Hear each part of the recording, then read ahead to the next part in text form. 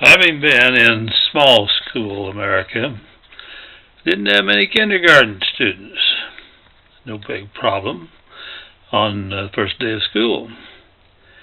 So I was a little surprised that year at South Alameda Elementary to have the kindergarten teacher tell me, now be sure to drop in and out of the kindergarten on the first day of school. And I said, okay, why in and out? She said, you kind of watch for my signal that it's time for you to help me to get some of the parents to give it up and leave their baby in my care as the kindergarten teacher. Well, by golly, sure enough, I dropped in. Quite a few kids without mothers, but there was, 8 or 10 mamas still in that classroom, and the teacher's trying to be gracious with them and trying to get started with school, and it's a problem, and I kind of watch, and I don't get any signal, so I leave a few minutes, and I think it was about the third trip back that she nodded her head, and it became my duty to help the mothers realize that, you need to leave. I know it's hard, and some of them in tears, they're babies. They're babies. But help get them on their way.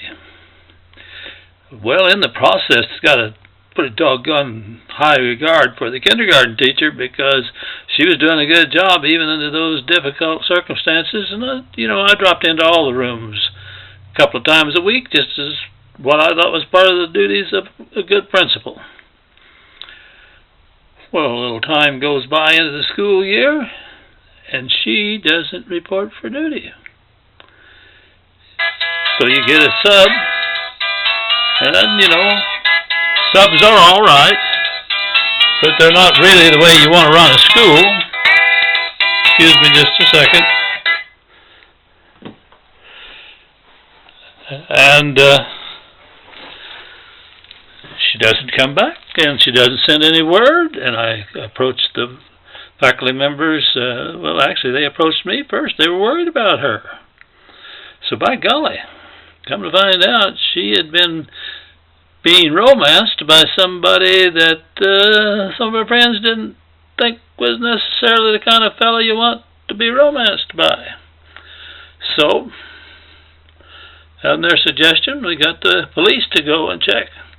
No sign of violence, no big problems that, would indicate that the police should go any further. Well, she was gone, I don't know, a couple of weeks. Came back married. A month or so later, she was one broken-hearted young woman. This was a scam artist.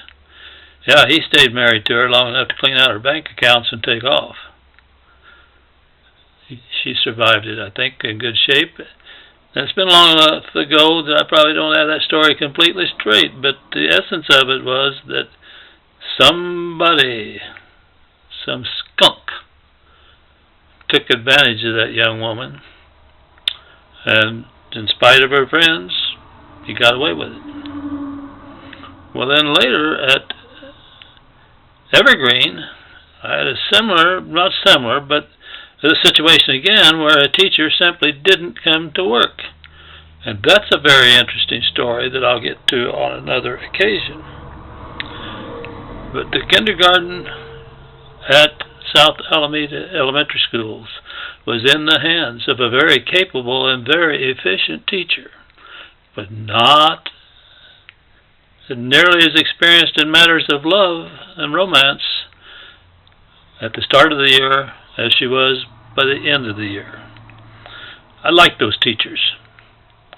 We had a man PE teacher, did a good job. But then one day, early in the morning, before school actually started, kids are out on the playground. A couple of young ladies come running to me. Mr. Riggs, you got to get out on the grounds. Something's wrong, and they named the child's name. And the PE teacher's dragging her, and he's mad at her. Man, I got out there, and this chap was indeed dragging that child. And I don't know how I knew, maybe from the Army experiences, that child is in trouble. She's probably having a seizure of some sort, but certainly it's not that she's being disobedient. She's out of it. So I stopped him right away, picked her up in my arms, took her to the nurse, and you know what?